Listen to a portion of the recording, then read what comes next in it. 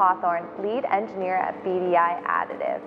BDI Additive uses 3D technologies to provide parts on demand to our industrial customers. Leveraging our additive manufacturing capabilities, we recently completed a project that provided our customer with an 80% cost saving as well as a reduction in lead time by nearly 50%. Our customer is a robotic system integrator that needed end-of-arm tooling to remove their parts from presses.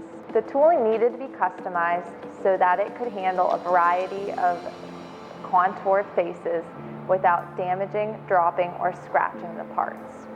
Pre-engineered end-of-arm tooling would not meet the performance requirements of our customer. And if we had to machine the tooling, it would have been more expensive. We also significantly reduced the weight of the tooling, which will cause less wear on the robots. We use CSM's line of engineering-grade filament to meet our customers' requirements.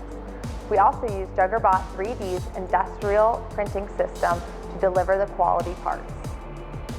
We've documented each step so that you can learn more about BDI Additive and the integration of 3D printing for industrial applications. Please check out the link provided and let us know if you have any questions about integrating 3D printing in your facility.